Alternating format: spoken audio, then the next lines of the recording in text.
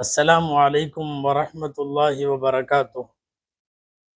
نحمد الله العظيم نصلي ونسلم على الرسول الكريم أما بعد. فقد قال الله سبحانه وتعالى في كلامه القديم والفرقان الحميد: أعوذ بالله من الشيطان الرجيم. بسم الله الرحمن الرحيم. فقصص القصص لعلهم يتفكرون. صدق الله العظيم. அளவற்ற அருளாளனும் நிகரற்ற அன்புடையோனுமாகிய எல்லாம் வல்ல அல்லாஹுவின் பெயரால் துவங்குகிறேன். அருமை நாயகம் முஹம்மதுர் ரசூலுல்லா ஸல்லல்லாஹு அலைஹி வஸல்லம் அவர்களின் மீதும் நற்பாக்கியங்கள் நிறைந்த அவர்களுடைய உம்மத்தின் மீதும் குறிப்பாக இக்காணொளியில இணைந்திருக்கிற நம் அனைவர் மீதும் எல்லாம் வல்ல அல்லாஹுவின் நல்லருள் என்றென்றும் நிறைவாக உண்டாவதாக. ஆமீன். அல்லாஹுவின் பேரருளால் இஸ்லாத்தின் வேர்களும் விழுதுகளும் என்ற வரலாற்று தொடரில் இஸ்லாமிய மார்க்கத்திற்கு 100 ஆண்டுகளாய் மகத்தான பங்காற்றிய ஆளுமைகளை பற்றி பேசுகிற இந்த தொடரில் 217வது தொடர் சன்மார்க்க போராளி, சன்மார்க்க போர்வால் ஷா வலியுல்லா முஹத்திஸ் தெஹ்லவி ரஹிமஹுல்லா அவர்களை பற்றி கடந்த 2 வாரங்களாக பார்த்து வருகிறோம். இந்திய மண்ணில் பிறந்து இந்திய மண்ணிலே மார்க்க பணியாற்றி மகத்தான சேவைகளை விட்டு சென்று காலமுள்ளளவும் உலகுள்ளளவும் பாராட்டத்தக்க போற்றத்தக்க அரும்பணி ஆற்றிய பெருமக்களில் ஒருவர் ஷா வலியுல்லா முஹத்திஸ் தெஹ்லவி ரஹ்மத்துல்லாஹி அலைஹி. அவர்களின் நூட்கள், அவர்களின் மாணவர்கள், ஷியாக்கள் குறித்த அவர்களின் பார்வை, சூஃபிசம் குறித்த அவர்களின் கருத்து, அவர்களினுடைய வஃபாத்து, இவைகளை எல்லாம் இந்த 3வது பாகத்தில் நாம் பார்க்க வேண்டும். அன்பானவர்களே, சற்றேற குறைய 60க்கும் 70க்கும் இடையிலான நூல்கள் என்று சிலரும், இல்லை 90 நூல்கள் எழுதியுள்ளார்கள் என்று பலரும் கருத்து தெரிவித்திருக்கிறார்கள். ஷா வலியுல்லா முஹத்திஸ் தெஹ்லவி ரஹ்மத்துல்லா அலைஹி ஏராளமான தஸ்னீஃபுகள், தொகுப்புகள் அல்லாஹ் அவர் கையால் எழுத வைத்து இந்த உம்மத்திற்கு அதை அர்ப்பணித்தான். சிகரம் தொட்ட சில கிதாபுகள் உண்டு ஷா வலியுல்லா அவர்களின் பெருமையை உலகிற்கு சொல்ல. அதில் நம்பர் 1 ஹுஜ்ஜத்துல்லாஹில் பாலிகா. இன்றைக்கு வரையும் அரபி கல்லூரிகளில், பல்கலைக்கழகங்களில் பாடத்திட்டத்தில் வைக்கப்பட்டிருக்கிற அற்புதமான நூல் ஹுஜ்ஜத்துல்லாஹில் பாலிகா. ஆன்மீகத்தை அறிவோடு இணைத்து பல்வேறு செய்திகளை உலகத்திற்கு அதிலே தருகிறார்கள். ஆச்சரியப்படத்தக்க உலமாக்களினுடைய வியப்பிற்கு உண்டான கிதாபு ஹுஜ்ஜத்துல்லாஹில் பாலிகா. இதேபோல் அல் புதூருல் பாசிகா, ஃபாரிசியில தர்ஜுமத்துல் குர்ஆன், ஃபதஹுர் ரஹ்மான் என்று பெயர்.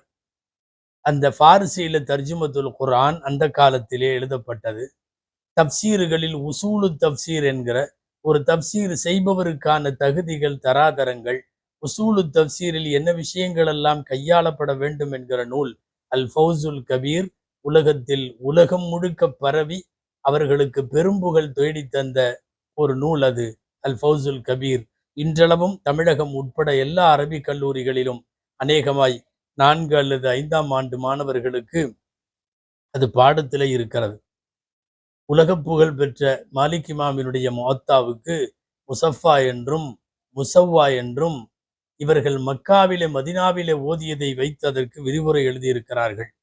இசாலத்துல் ஹஃபா அன் தாரீഖில் ஹுலஃபா என்றொரு கிதாபு. அதாவது ரொம்ப தவிர்க்கவே முடியாம பேர் சொல்ற சில கிதாபு மாட்டத்தான் தான் நம்ம இங்கே சொல்றோம், எல்லா கிதாபும் அல்ல. இசாலத்துல் ஹஃபா குறிப்பாக ஷியாக்கள் குறித்த அவர்களின் கொள்கைகளிலே உள்ள ஊடுருவி போய் அதன் முரண்களுக்கு பதில்களை எழுதியிருக்கிற அற்புதமான நூல் இசாலத்துல் ஹஃபா. அதே போலத்தான் மாறி மாறி அபூபக்கர் ரலியல்லாஹு அன்ஹு, உமர் ரலியல்லாஹு அன்ஹுவை வாய்ப்பு கிடைக்கிற போதெல்லாம் திட்டி தீர்க்கிற ஷியாக்களுக்காக வேண்டி தனியாக தொகுக்கப்பட்ட நூல் ஒன்று குர்ரத்துல் ஐனைன் ஃபி தஃதீலி ஷைഖைன். 2 ஷேகுகளினுடைய ஃபதாயில் என்கிற சிறப்பை பேசுவதில் 2 கண்குளிர்ச்சி என்கிற தலைப்பில் அவர்கள் எழுதிய இந்த நூலும் உலக பிரபலம். எல்லாரும் எழுதியதைப் போலவே எளிமையாய் அல் அர்பஈன் அலி ஷா வலியுல்லா 40 ஹதீஸ் தொகுப்பை அவர்களும் எழுதியிருக்கிறார்கள். பொதுவாக சஹீகுல் புகாரியை புரிந்து கொள்ளுவதில் உலக அறிஞர் பெருமக்கள் எல்லாம் வியப்பிலே ஆழ்ந்து போகிற விஷயம் என்ன தெரியுமா? சஹீகுல் புகாரியினுடைய தர்ஜுமத்துல் பாப் என்கிற பாடத்திற்கான குறிப்பு தலைப்பு, அதை விளக்கி இவர்கள் ஒரு நூல் எழுதியிருக்கிறார்கள், ஷரகு தராஜிமி அபுவாபில் புகாரி என்று சொல்லி. அந்த நூலும் புகாரியை மிகச்சரியான கோணத்தில் படிக்க விரும்புகிற எல்லோருக்கும் அந்த நூல் மிக்க பயன் தரும். இப்படி சொல்லிக்கொண்டே போகலாம். நிறைய நூல்கள், சரித்திர சாதனை படைத்த சில நூல்கள்னா குறிப்பா ஒரு 43 கிதாபுகள். ஷேகுல் ஹதீஸ் ஜக்கரியா ரஹமத்துல்லா அலிஹி அல் காந்தலவி அவர்கள் எழுதிய முஅத்தாவினுடைய ஷரஹ் அவுஜுசுல் மசாலிக்கினுடைய முன்னுரையில இவங்க எழுதினது 43 கிதாபுகள்னு சொல்லி முழுமையா அவைகளை எல்லாம் பட்டியலிடுகிறார்கள். ஷாவுலியுல்லா முஹத்திஸ் தெஹ்லவியினுடைய அறிவாற்றல் எவ்வளவு என்பதை புரிந்து கொள்ள ஒரே ஒரு கிதாபு போதும். எது? ஹுஜ்ஜத்துல்லாஹில் பாலிகா. அதாவது அறிவால் தோண்டி விண்டு பிளந்து தருகிற அற்புத கோர்வை அது ஹுஜ்ஜத்துல்லாஹில் பாலிகா. சில பேர் சொன்னது கொஞ்சம் மிகைப்படுத்தி இருக்கலாம், ஆனாலும் கூட யோசிக்கத்தக்கது. அல்லாமா ஷிபிலி நுஅமானி அவர்கள் எழுதியிருக்கிறார்கள், ஷாவலியுல்லா முஹத்திஸ் தெஹ்லவி மார்க்கத்தை புரிந்து கொள்ளுவதில் அவர்களுக்கு இருந்த அறிவாற்றல் என்பது கடந்த காலங்களிலே வாழ்ந்த இமாம் ராசியையும் இமாம் கசாலியையும் மிகைத்து விட்டது என்று எழுதுகிறார்கள். இது சரிதானா? இமாம் கசாலியோட விட அறிவாற்றல் ஷாவலியுல்லா அவர்களுக்கு இருக்கிறதா? இமாம் ராசியை விட பெரிய அறிவாளியா என்பதில் கருத்து உண்டு. சற்றே மிகைப்படுத்தி இருப்பதாக நமக்கு தெரிந்தாலும் கூட இந்த அளவிற்கு இந்த காலத்திலே பேசப்பட்ட ஒரு நபர் ஷாவலியுல்லா முஹத்திஸ் தெஹ்லவி என்கிற குறிப்புக்காக இதை சொல்லுகிறோம். குறிப்பா ஹுஜ்ஜத்துல்லா அல் பாலிகா 2 பாகம். அந்த 2 பாகத்துல முதல் பாகம், முதல் பஹஸ் பூராமே இல்மு சம்பந்தப்பட்டு கல்வி சம்பந்தப்பட்டாகவே பூராமே இருக்கும். அவர் சொல்ல வருவது என்ன தெரியுமா? இஸ்லாமை வகியால் விளங்க முடிவது போலவே அறிவாலும் இஸ்லாமை விளங்க முடியும். இஸ்லாம் ஒன்றும் அறிவுக்கு தூரமானது அல்ல. அதே போல தர்க்கவாதங்களாலும் இஸ்லாமை நிறுவ முடியும். அதை விட்டும் அது தூரமானதும் அல்ல. அதாவது ஹுஜ்ஜத்துல்லா அல் பாலிகா மாதிரி ஃபிக்ஹ் என்கிற சட்டத்தையும் தஸவுஃப் என்கிற ஆன்மீகத்தையும் ஒரு வளையத்துக்குள்ளே குவித்து கொடுத்த கித்தாபு உலகத்தில் இதை தவிர வேற எதுவும் இல்லை. வானத்திலிருந்து ஜிப்ரீல் மூலமாக வந்த வகியும் மனிதனுடைய அறிவும், இந்த இரண்டையுமே பொருந்தி போக வைத்து மார்க்கத்தை விளக்கிய கித்தாபு ஹுஜ்ஜத்துல்லா அல் பாலிகாவை தவிர வேற எதுவும் இல்லை. எல்லாமே இருக்கு. ஃபல்சஃபா உள்ளுக்குள்ளே இருக்கிறது. ஆதாபுல் முஆஷ் என்கிற வாழ்க்கையினுடைய ஒழுங்குகள் இருக்கிறது. தத்பீருல் மனாசில் என்கிற வீட்டு நிர்வாகம் இருக்கிறது. முஆமலாத் இருக்கிறது. சியாசத் அரசியல் இருக்கிறது. தந்தீமுல் ஜுயூஷ் என்கிற படைபலங்களை எப்படி அமைத்து கொள்ள வேண்டும் என்று இருக்கிறது. நிசாமுத் தௌலா என்கிற ஒரு குடியரசு, ஒரு அமைப்பு, மக்களால் தேர்ந்தெடுக்கப்பட்ட ஒரு அரசு எப்படி நிறுவப்பட வேண்டும் என்று கலாச்சாரத்தை பற்றி இருக்கிறது. அந்த கலாச்சாரத்தில் அல் ஃபசாது ஃபில் ஹதாராத், கலாச்சாரங்களிலே ஏற்பட்ட ஃபசாதுகள் என்னென்ன என்பது இருக்கிறது. அல்லாஹு அக்பர், சொல்லிக்கொண்டே போகலாம். ஹுஜ்ஜத்துல்லா அல் பாலிகாவினுடைய கண்டென்ட் அவ்வளவு. குறிப்பா கிதாபினுடைய லாஸ்ட்டுக்கு வந்தேன்னா, இஸ்லாம் வந்ததற்கு பிறகான இந்த உம்மத்துகளின் வரலாறு அநேகமா யாரும் டச் பண்ணல அந்த மாதிரி உள்ள ஒரு சப்ஜெக்ட்ல. தாரீகுல் உம்மி பஅத மஜீஇல் இஸ்லாம், இஸ்லாமிய வருகைக்கு பின் இந்த உம்மத்துகளில் ஏற்பட்ட வரலாறுகள் நிறைய இருக்கு. அவ்வளவு துல்லியமாக மனிதர்களை, ஆற்றலை எடை போடுகிற அலிமியான் அல்லாமா அபுல் ஹசன் அலி நத்வி ரஹமத்துல்லா அலிஹி எழுதுகிறார்கள், நகை, கழுத்திலே போடப்படுகிற மாலை, இந்த செயின், நெக்லஸ், அதிலே அழகுக்கு வைக்கப்படுகிற கற்களை போல் இஸ்லாமிய நூல் உலகில் ஹுஜ்ஜத்துல்லாஹில் பாலிகா கழுத்தை அலங்கரிக்கும் அற்புதமான கற்களை கொண்ட செயின் என்று வர்ணிப்பார்கள் அபுல் ஹசன் அலி நத்வி ரஹமத்துல்லா அலி அவர். இந்த இவங்க ஊர் ஃபுலாத்துல முகம்மது ஆஷிக்னு சொல்லி இவங்களுக்கு ஒரு நண்பர் இருந்தார். நண்பர், முரீது, மாணவர் எல்லாமே அவரு தான் சொன்னார், இந்த மாதிரி அறிவையும் ஆன்மீகத்தையும் இணைத்து தரக்கூடிய ஒரு நூலின் தேவை இன்னும் இருக்கிறது. ஒரு 1000 வருஷம் இஸ்லாம் தாண்டியதற்கு பிறகும் நீங்க அதை ஏன் செஞ்சு கொடுக்கலாமே அப்படின்னு அவங்க கேட்டதுக்கு அப்புறம்தான் இவங்க அதை எழுத ஆரம்பிச்சாங்க. சரி, எழுத ஆரம்பிச்சா ஏதாவது ஒரு பாணி வேணும் இல்லையா? ஹுஜ்ஜத்துல்லா அல் பாலிகா முழுக்க முழுக்க யஹ்யா உலூமுத்தீனுடைய பாணியில எழுதப்பட்டது. இந்த அபுவாபுகள், பாடங்கள், அதனுடைய தலைப்புகள் எல்லாமே யஹ்யா உலூமுத்தீன் மாதிரி இருக்கும். ஏதாவது கிதாபுக்கு நல்ல பேர் வைக்கணும். சூரத்துல் அன்ஆமினுடைய 149வது வசனம் குர்ஆனிலிருந்து அவர்கள் எடுத்தார்கள். குல் ஃபலில்லாஹில் ஹுஜ்ஜத்துல் பாலிகா ஃபலவ் ஷாஅ லஹதாக்கும் அஜ்மஈன். இந்த ஹுஜ்ஜத்துல்லாஹில் பாலிகா என்கிற வார்த்தை குர்ஆனிலே இருந்து அல்லாஹ் அவர்களுக்கு இல்ஹாமாக்கி கொடுத்த பெயரை அவர்கள் வைத்தார்கள். இந்த கிதாபை புகழ்ந்து எழுதினவங்க நிறைய பேர். நம்முடைய காலத்திலே வாழ்ந்த தாருலும் தேவபந்தினுடைய ஷெகுல் ஹதீஸ்களில் ஒருவரான பன்னூலாசிரியர் அல்லாமா சயீத் சாப் அவர்கள், சாயித் அஹமத் பாலன்பூரி, சமீபத்தில் கொரோனாவுடைய காலத்தில் வஃபாத்தான அவர்கள், இந்த கிதாபுக்கு ஒரு ஷரஹ் அவங்க எழுதினாங்க, ஹுஜ்ஜத்துல்லாஹில் பாலிகா. இவங்க கிதாபுகளை பூராமே எழுதியிருக்காங்க நிறைய. அதே மாதிரி ஃபௌசுல் கபீருக்கு ஷரஹ் அவங்க எழுதியிருக்கிறாங்க. அப்போ ஹுஜ்ஜத்துல்லாஹில் பாலிகாவுக்கு ஷரஹ ரஹ்மத்துல்லாஹில் வாசிஆ அப்படின்னு எழுதினாங்க. இதை எழுதும் போது சயீத் அஹமத் பாலன்பூரி ரஹ்மத்துல்லாஹி அலைஹி அவர் என்ன எழுதுறாரு தெரியுமா? பின்னோர்களான உலமாக்களும் முன்னோர்களான உலமாக்களிடம் சொல்லி பெருமைப்படத்தக்க ஒருவர் ஷா வலியுல்லா முஹத்திஸ் தேஹ்லவி அவர்களின் கிதாபு ஹுஜ்ஜத்துல்லாஹில் பாலிகா. அதாவது முன்னாடி வாழ்ந்தவங்க எல்லாம் நல்லா எழுதுனாங்க, பெரிய பெரிய கிதாப் எழுதுனாங்க, யஹ்யா எழுதுனாங்க, அது எழுதுனாங்க, இது எழுதுனாங்க. இப்படியெல்லாம் முத்தகத்திமீன்களுடைய பெருமைகளை பேசுகிற இடத்தில் இதோ பார், பின்னோர்களான எங்கள்கிட்டயும் அப்படி ஆள் இருக்குது, எங்கள்கிட்டயும் அப்படி கிதாப் இருக்குதுன்னு நாம பெருமை அடிச்சுக்கிறதுக்கு ஒரு நபர் வேண்டுமானால் ஷா வலியுல்லா முஹத்திஸ் தேஹ்லவி அப்படி ஒரு கிதாப் வேணும்னா அது ஹுஜ்ஜத்துல்லாஹில் பாலிகா என்கிறார் சயீத் அஹமத் பாலன்பூரி ரஹ்மத்துல்லாஹி அலைஹி அவர்கள். சொல்ல போனா அகில உலக அளவில் இந்திய உலமாக்கள் பெருமைப்பட்டு கொள்ளலாம்.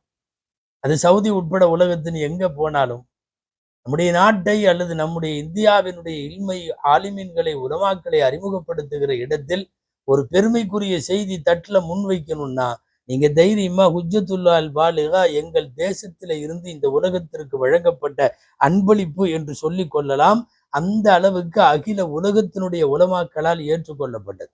ஆங்கிலத்துல திரும்ப திரும்ப டிரான்ஸ்லேஷன் செய்யப்பட்டு உலகத்தினுடைய எல்லா மொழிகளுக்கும் அது போச்சு. எல்லா மொழிகள்லையும் வந்துச்சு. சொல்லுவாங்க ஷா வலியுல்லா முஹத்திஸ் தேஹ்லவி எழுதின சுமார் 70, 80, 90ங்கிறாங்க. அத்தனை கிதாபு அழிஞ்சு போனாலும் பெருமைக்குரிய 2 கிதாப் இருந்தா போதும். ஷா வலியுல்லா எப்படிப்பட்டவர் என்பதை உலகத்திற்கு சொல்ல அந்த 2 நூல் போதும். ஒன்னாவது ஹுஜ்ஜத்துல்லாஹில் பாலிகா, இன்னொன்னு அவங்க திருக்குர்ஆனுக்கு மொழிபெயர்த்த டிரான்ஸ்லேஷன் மொழிபெயர்ப்பு ஃபத்ஹுர் ரஹ்மான் என்கிற நூல். இந்த 2 மட்டும் போதும். அதாவது திரும்ப திரும்ப ஹுஜ்ஜத்துல்லாஹில் பாலிகா உலகத்தின் பல்வேறு மொழிகளில் மொழிபெயர்க்கப்பட்டது என்பது மட்டுமல்ல, உலகத்தின் பல்வேறு நாடுகள் பதிப்பித்து பதிப்பித்து வெளியிட்டு கொண்டே இருந்தது. இதெல்லாம் ஹுஜ்ஜத்துல்லாஹில் பாலிகாவினுடைய பெருமைகள். முழுசா சொல்ல முடியாது. இந்த கிதாபுகளை ஓதுகிற போது நாக்கில எச்சில் ஊற ஊற ருசியோட அறிவு தாகத்தோடு உலமாக்களுக்கு கருத்து புரிகிற போதுதான் ஷாஹ் என்பவர் சிகரத்திலே அமர்ந்திருக்கிற ஒரு மாபெரும் போராளி என்பது நமக்கு புரியும். பாருங்கள், அவர்கள் எழுதிய தர்ஜுமாவை பத்தி கொஞ்சம் பேசணும். முதல்ல அரபிக்கு ஃபாரிசியில தர்ஜுமா அவங்க எழுதுறாங்க. ஃபத்ஹுர் ரஹ்மான் லுகத்தை ஃபாரிசியால வருது. அன்னைக்கு அது பெரிய புரட்சி. ஏன் தெரியுமா? என்ன டிரான்ஸ்லேஷன் பண்ணா பெரிய புரட்சியான்னு கேக்குறீங்க. இன்னைக்கு அது புரட்சி இல்லை. அன்னைக்கு ஒரு நம்பிக்கை மக்கள்கிட்ட இருந்துச்சு. என்ன தெரியுமா? குர்ஆன் அரபியில மட்டும் இருக்கணும், எந்த மொழியிலையும் அது மொழிபெயர்க்க கூடாது. அது வரைக்கும் உலகத்துல அரபி குர்ஆனுக்கு மொழிபெயர்ப்பே உலகம் முழுக்க வரல. ஃபர்ஸ்ட் தர்ஜுமா ஃபாரிசில வருது. அதை எழுதுறது ஷா வலியுல்லா. கடுமையான எதிர்ப்பு. ஓஹோ, நீ குர்ஆனுக்கே மொழிபெயர்ப்பு எழுதிருக்கியா? குர்ஆனையே கை வைக்கிற அளவுக்கு நீ வந்துட்டியா என்று அவர்களை திட்டி தீர்த்தார்கள். ஷா வலியுல்லா முஹத்திஸ் தேஹ்லவி அவர்களுக்கு இந்த விஷயத்தில் கொலை வெறி தாக்குதல் எல்லாம் கூட நடத்தப்பட்டது. குறிப்பா டெல்லியில ஃபதேபூர் பள்ளிவாசலுக்கு அவங்க தொழுகை வந்தப்போ ஒரு 100 பேர் சுத்திக்கிட்டாங்க தடிகளோட அடிக்கிறதுக்கு. எதுக்கு தெரியுமா? நீ எப்படி டிரான்ஸ்லேஷன் பண்ணலாம் குர்ஆனுக்கு நீ ஃபாரிசி. அதாவது ஒரு பெரிய புரட்சி. குர்ஆனுக்கு டிரான்ஸ்லேஷனே பண்ணக்கூடாதுங்கிற காலத்துல இவர் பண்றதுக்கு கையில எடுக்கிறார். அல்லாஹு அக்பர். அது அந்த காலத்துல அப்படி இருந்துச்சு. முதல்ல 1900 இப்போ நம்ம நூற்றாண்டுல 1928 30களில் பிக்தால்ங்கிறவர் இங்கிலீஷ்ல டிரான்ஸ்லேஷன் பண்ணார் எதை, குரான. அப்பவுமே ஒரு ஒரு நம்ம நூற்றாண்டுக்கு முதல் நூற்றாண்டு தான் வைங்களேன், 1928 30 தான், நம்ம கண்ணுக்கு முன்னாடி தான் பிக்தால் ஆங்கிலத்துல டிரான்ஸ்லேஷன் பண்றப்ப எவ்வளவு எதிர்ப்பு. உலக புகழ்பெற்ற எகிப்தினுடைய ஜாமியுல் அஸ்கர், கல்விக்கு பேர் போன கேந்திரம், அஸ்கர்ல இருந்து ஃபத்வா கொடுத்தாங்க. என்ன தெரியுமா? பிக்தால் எழுதிய தர்ஜுமா, அதை எழுதிய பிக்தாலும் அதை எவனெல்லாம் படிக்கிறானோ அவனெல்லாம் நரகத்துக்கு போவான்னு ஃபத்வா கொடுத்தாங்க. ஏன்னா அரபியில இருந்து வேற ஒரு மொழிக்கு டிரான்ஸ்லேஷன் பண்ணக்கூடாது என்று அன்றைக்கு ஊறி போய், பிக்தாலுடைய காலத்திலேயே படிக்கிறவங்க பூரா நரகத்துக்கு போவாங்கன்னா, அங்கிருந்து பல நூற்றாண்டுகளுக்கு முன்னால ஷாவுல் இல்லாம காலம் ஒரு தர்ஜுமாவும் வராது. இப்ப பாரசீல இந்த சொல்ல போனா தர்ஜுமாவின் வாசலை திறந்து வைத்தவர்கள் ஷாவுலியுல்லா முஹத்திஸ் தேலவி ரஹ்மத்துல்லாஹி அலைஹி அவர்கள். அதபூர் பள்ளிவாசல்ல நூற்றுக்கணக்கான பேர், அப்புறம் ஆதரவாளர்கள் உள்ள தலையிட்டு அவங்கள இது பண்ணி பத்திரமா பாதுகாத்து அல்லாஹ் அவங்கள காப்பாத்தினான். எனவே தர்ஜுமாக்கள் என்பது குர்ஆனுக்கு தர்ஜுமா வெளிவருவது தவறு என்ற அபிப்பிராயம் இருந்த காலத்தில் இது மூட நம்பிக்கை, போலியானது. குர்ஆனை பரவ செய்வதற்கு மொழிபெயர்ப்புகள் ஒரு முக்கிய காரணம். சொல்ல போனா தாவாவினுடைய ஒரு முக்கிய அம்சம் மொழிபெயர்ப்புகள். இன்னைக்கு தமிழ் உட்பட உலகத்தின் எல்லா மொழிகளிலேயும் திருக்குர்ஆன் மொழிபெயர்க்கப்பட்டு வழங்கப்படுகிறது என்றால், இந்த மொழிபெயர்ப்புகளின் குர்ஆனுடைய மொழிபெயர்ப்புகளின் தந்தை என்று ஷாவுலியுல்லா முஹத்திஸ் தேலவி அவர்களை சொல்ல வேண்டும். ஷாவுலியுல்லா முஹத்திஸ் தேலவி ரஹ்மத்துல்லாஹி அலைஹி அபாரமான கல்வி ஆற்றல், நிறைகுடங்கள் எப்போதும் தழும்பாது. அவர்கள் மதுகபுகளில் மிக பிடிவாதமாக இல்லை என்பது ஓரளவு நம்ம உஜ்ஜத்துல்லாஹில் பாலிகாவை வாசிக்கிறப்பவே தெரியும். அவர்கள் பிறப்பாலே ஹனஃபியாக இருக்கலாம், ஆனால் 4 மதுகபும் சரி என்று விளங்கினார்கள். 4 மதுகபுகளுக்குள்ளேயும் சத்தியம் இருக்கிறது என்று விளங்கினார்கள். ஒன்றில்தான் இருக்க வேண்டும் என்கிற இறுக்கமான பிடிவாதத்தோடு ஷாவுலியுல்லா முஹத்திஸ் தேலவி இல்லை என்பதும், இதனாலேயே தேவபந்து உலமாக்கள் சில பேர் சற்று விலகி நிற்கிறார்கள் என்பதெல்லாம் அவர்களினுடைய வாழ்க்கை வரலாற்றை, குறிப்பாக அவர்களுடைய தஃபீமாத்தை படிக்கிற போது புரிய வரும். ரொம்ப இறுக்கமா சில பேர் இருப்பாங்க, நான் ஹனஃபி, நான் எதையும் ஏத்துக்க மாட்டேங்கிற மாதிரி. அப்படி ஒரு பிடிவாத தன்மை, ஒரு இறுக்கம் அவர்கள்ட்ட இல்லைங்கிற மாதிரி கடைசி வரை தெரிகிறது. அன்பானவர்களை வாருங்கள், இவர் ஒரு நக்ஷபந்தியா தரீகாவினுடைய சூஃபி. இவர்கள் பையத்து பெற்றிருக்கிறார்கள், ஹிர்கத்து பெற்றிருக்கிறார்கள், பையத்து கொடுத்திருக்கிறார்கள், முரீதீன்களை உருவாக்கி இருக்கிறார்கள், ஓதி பார்த்திருக்கிறார்கள், மந்திரித்திருக்கிறார்கள், நிறைய இருக்கு. சரி, சூஃபிசம் குறித்த இவர்களுடைய கருத்து பார்வை என்ன? முதல் விஷயம், அவர் தெளிவா தெரியப்படுத்துறது என்ன தெரியுமா? பைஅத் என்பது அவசியம் இல்லை. யாராவது ஒரு ஷேகின் கையை பிடித்து அவரை ஆன்மீக வழிகாட்டியாக ஏற்றுக்கொண்டு அவர் செல்லுகிற பாதையிலே செல்ல வேண்டும் என்கிற இந்த பைஅத் முறை, ஷேக் முரீது என்கிற முறை, இந்த சுலூக்குடைய பாதை கம்பல்சரி அல்ல, கட்டாயம் அல்ல, ஆனால் அனுமதி உண்டு. இதுதான் ஷாவுலியுல்லா முஹத்திஸ் தேலவியினுடைய சூஃபிசம் குறித்த தெளிவான பார்வை. நிறைய பேர் அவரை இங்கிட்டு இழுத்துட்டு போறாங்க, தவறு. அவரை இப்படி இழுத்துட்டு போறாங்க, தவறு. அவர் அதுல உறுதியாக இருந்தார். கிதாபுல்லாவையும் சுன்னத்துர் ரசூலையும் நல்ல பெரியோர்களையும் பின்பற்றி ஒருவர் வாழ்ந்து கொள்ள முடியும். அவர் பையத்து பெற வேண்டும் என்கிற அவசியம் இல்லை. ஒருவேளை அப்படி பையத்து நான் பெறுவது என்று முடிவெடுத்து விட்டால் எனக்கு கூடுமா கூடாதான்னு கேட்டா கூடும் என்று பதிலளிக்கிறார்கள் ஷாவுலியுல்லா முஹத்திஸ் தேலவி ரஹ்மத்துல்லாஹி அவர்கள். ஆனா அவர் சொல்லுகிற சூஃபிசம் ரொம்ப தெளிவானது, ஓடும் நீரை போல தெளிவானது. ஷரீஅத்தை விட்டும் தரீகத் என்கிற ஆன்மீக பாதை ஒருபோதும் விலக முடியாது. விலகி இருந்தால் அந்த தரீகத்தை ஏற்க வேண்டிய அவசியம் இல்லை. ஒரு சூஃபியாக ஆக வேண்டும் என்றால் அவன் முழுசா கிதாபுல்லாவையும் ஹதீஸையும் பின்பற்றாம ஒருத்தன் சூஃபி கிடையாது. அப்படி ஒருத்தன் சொன்னான்னா அவன் போலி சூஃபி. சில பேர் நாங்க தரீகத்துல ஓரளவு எல்லைக்கு போயிட்டோன்னு ஷரியத்தை விட்டுருவான். தொழுகாத சூஃபிகள் கேட்டா எங்களுக்கெல்லாம் கடமை இல்லை, அவங்கெல்லாம் அந்த கட்டத்தை தாண்டிட்டாங்க. அப்படி ஒரு கட்டத்தை யாரும் தாண்டல. ஒருவேளை தொழுகையையே தவிர்க்கிற அளவுக்கு ஒரு சூஃபி இருந்தால் அவன் போலி சூஃபி. அந்த சூஃபியை ஏத்துக்கல. ஷாவுலில்லா முஹம்மது தேலவி அவர்கள் எழுதுவதை சொல்லி கொண்டு வருகிறேன். மிக தெளிவாக இருந்தார்கள். ஷரீஅத் என்பது எப்போதும் தரீகத்தை விட்டும் பிரியாது. ஒரு சூஃபி என்பவன் அஸ்ஸூஃபியு லா யகூனு சூஃபியன் இல்லா பி இத்திபாஇ கிதாபி வஸ்ஸுன்னா. குர்ஆன் ஹதீஸை பின்பற்றாமல் ஒரு சூஃபியாக முடியாது. இவ்வளவு தூரம் இவங்க கடுமையா சூஃபிகளை விமர்சிச்சு ஏன் பேசுனாங்கன்னா அவங்க காலம் அப்படி. சில சூஃபிகள் அன்னைக்கு இருந்தான் பேர்ல, அவங்களுடைய ட்ரெஸ்ஸும் அவங்களுடைய கோலமும் அவர்கள் அணிந்திருந்த சில அவதாரங்களும் இதெல்லாம் வந்து பார்க்கறதுக்கு தங்கள் சூஃபின்னு காட்டிக்குவாங்க. என்னன்னா தொழுக மாட்டான், பரலான நோன்புகள் வைக்கிறது இல்லை, தொழுகிறது இல்லை. கேட்டா உள்ள சுத்தமா இருந்தா போதும், புற சுத்தம் என்பதெல்லாம் அல்லாஹ் பார்க்கறது இல்லை, அது தேவையும் இல்லை. அவர்கள் அகத்தில தொழுகுவார்கள், அகத்தில நோன்பு வைப்பார்கள், அவர்கள் அகத்தில அல்லாஹ்வோடு தொடர்பில் இருப்பார்கள், வெளியில உங்களுக்கு வந்து அதை காட்டணும்னு அவசியம் இல்லை என்று சொல்லி ஷரீஅத்தை அப்பட்டமாக மீறுகிற அல்லது கடமைகளை நிறைவேற்றாமல் இருக்கிற சூஃபிகள் இருந்தார்கள். எந்த அளவுக்குன்னா ஷாவுலில்லா முஹம்மது தேலவி எழுதுறாங்க, அபின் கஞ்சா மது போன்றவைகளை சூஃபிசத்தின் பெயராலே அதை பயன்படுத்தி கொண்டிருந்தவர்கள் அன்றைக்கு இருந்தார்கள். அப்ப இந்த சூஃபிகளை எல்லாம் தோலுரிச்சு காட்டணுமா இல்லையா? இன்றைக்கு சொல்லப்படுகிற அத்வைதம் போன்ற விமர்சனங்கள் இதனாலதான் வருது. அதனால இது எல்லாம் சொன்னார்கள். இந்த மாதிரி பண்றவன் ஒரு கட்டத்துல தன்னை சூஃபியிலையும் சிகரத்துக்கு போயிட்டோங்கிற மாதிரி நினைச்சுக்கிட்டான் நிறைய பேர். அன்றைக்கு இருந்த இந்த போலி சூஃபிகளை எல்லாம் பிடித்து இழுத்து கொண்டு வந்து வீதிக்கு விட்டவர்கள் ஷாவுலில்லா முஹம்மது தேலவி ரஹ்மத்துல்லாஹி.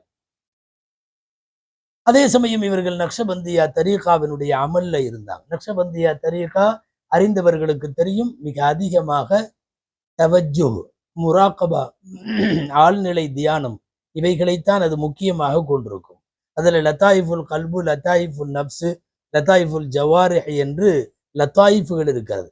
உணர்வுகளை ஒருங்கிணைத்து இறைவனுக்கு கொண்டு போய் சேர்க்கிற குவி மையங்கள் அப்படின்னு சொல்லலாம். லத்தாயிஃபே ஹம்சா, லத்தாயிஃபே சித்தா, லத்தாயிஃபே அஷரா இப்படின்னு எல்லாம் இருக்கு. இவைகள் நக்ஷபந்தியா தரீகாவுல ரொம்ப ஃபேமஸ். இவைகளின் மூலமாக இறைவனை அடைதல் சாத்தியம் என்கிற ஒரு உயரிய தசவுஃபை அவர்கள் முன்வைத்திருக்கிறார்கள். இதுதான் சூஃபிசம் குறித்த அவர்களின் பார்வை. மறுபக்கம் அவர்கள் ஷியாக்களை குறித்து தெளிவாக இருந்தார்கள். அவர்களின் கொள்கை வழிகேடானது. அவர்கள் இமாம் என்கிற பெயரை சுமார் 12 பேருக்கு உச்சரிக்கிறார்கள் என்பது மட்டுமல்ல, அந்த இமாம் என்பவருக்கு வஹி வருவதாக நம்புகிறார்கள். இது அத்தனையும் தவறு. ஷாவுலில்லா முஹம்மது தேலவி சொல்லுவது, இமாம் என்கிற வார்த்தையை நீங்கள் சொல்லுவதாக இருந்தால் அவர்கள் மஅசூம்களாக இருக்க வேண்டும், மஅசூம்களுக்குத்தான் சொல்ல முடியும்.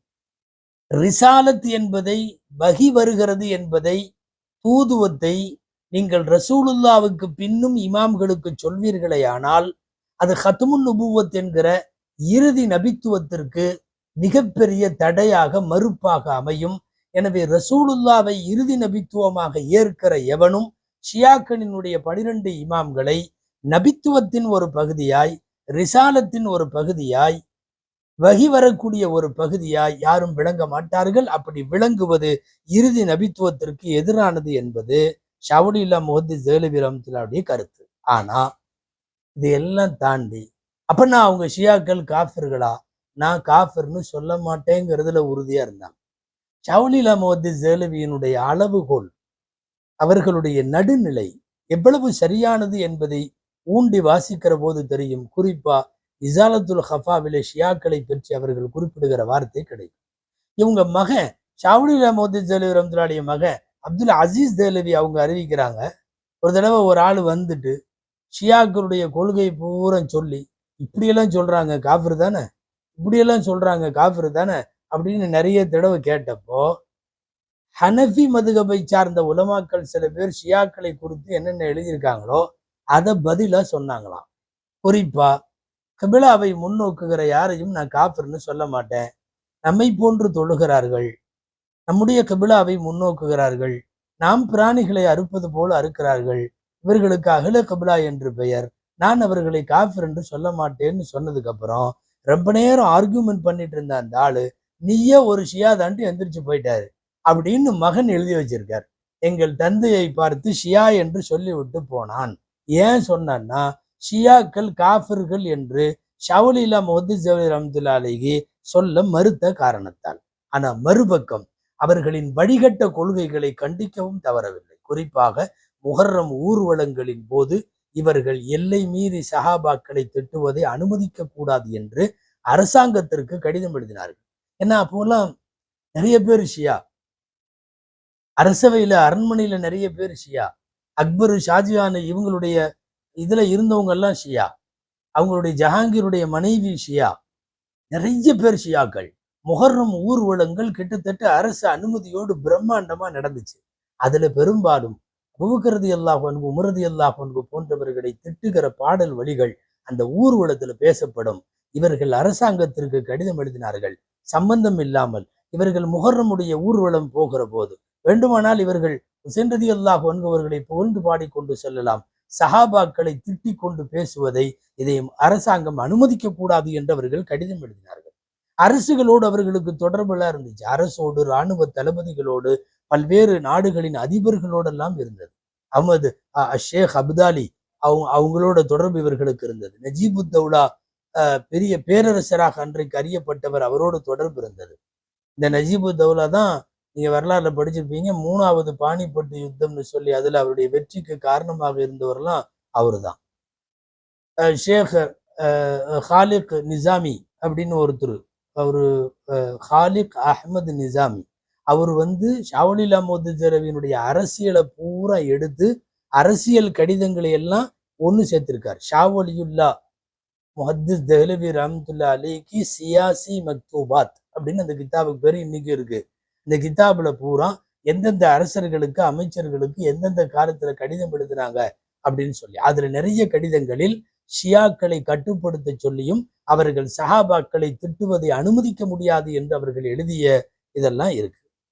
பாருங்கள் நண்பர்களே, இறுதி பகுதிக்கு வருவோம். ஷாவலியுல்லா முஹத்திஸ் தெஹ்லவி நிறைய கிதாபுகளை தந்தது போல் பெரும் பெரும் ஆலிம்களை தந்தார்கள். எல்லாத்தையும் சொல்ல முடியாது, 4-5 பேர்த்தையாவது சொல்லணும். இந்த உலகத்திற்கு அவர்கள் விட்டு சென்ற மிகப்பெரிய சொத்து, முத்துக்கள் என்று 4 மகன்களையும் சொல்லலாம்.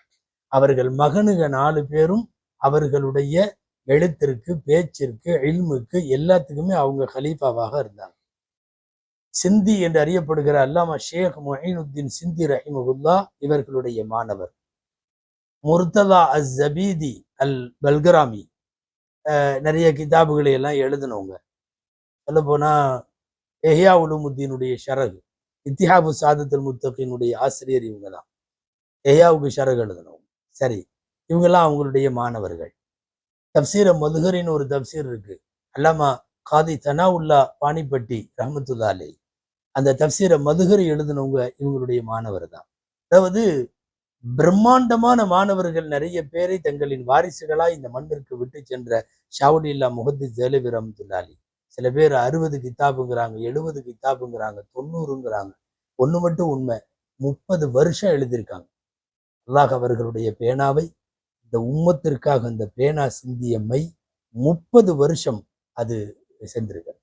சொல்ல போனா இந்தியாக்காரர் அவரு, இந்தியாவில் அதிகமா இல்லை, அது பழைய பாகிஸ்தான் எல்லாம் ஒண்ணு தானே.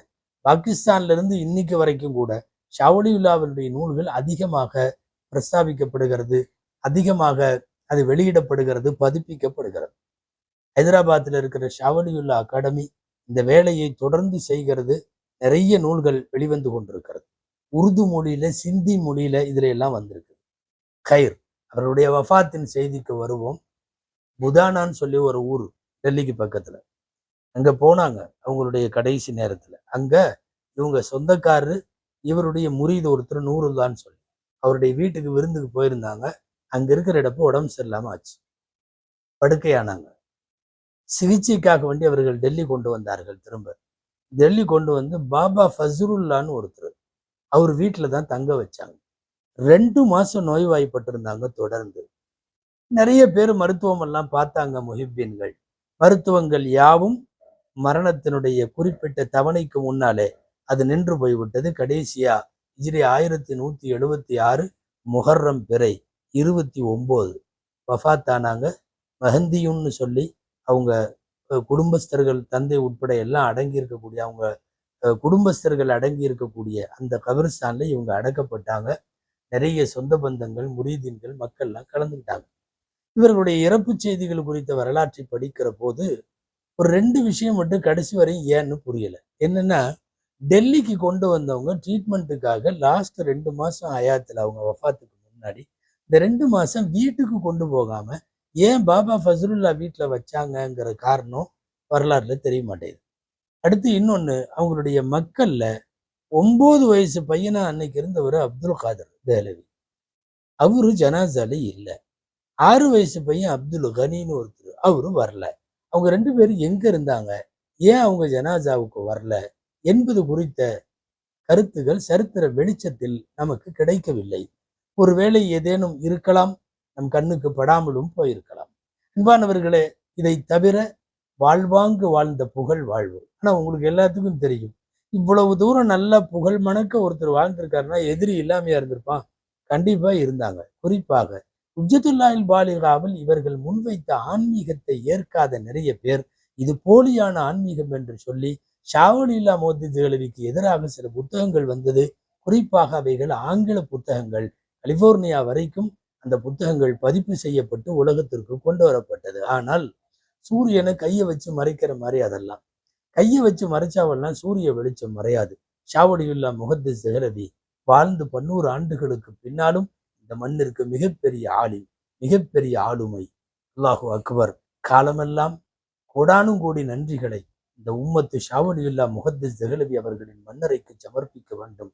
அப்படிப்பட்ட படைப்புலகத்தின் பிதாமகன் எல்லாம் வல்ல அல்லாஹுவிடத்தில் துவா செய்வோம்.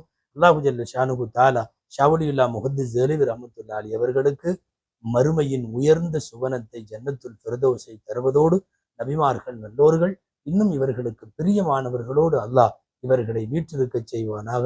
ஆமீன். வஆகிர் தஅவானா அல்ஹம்துலில்லாஹி ரப்பில் ஆலமீன். அஸ்ஸலாமு அலைக்கும் வரஹ்மத்துல்லாஹி வபரகாத்துஹு.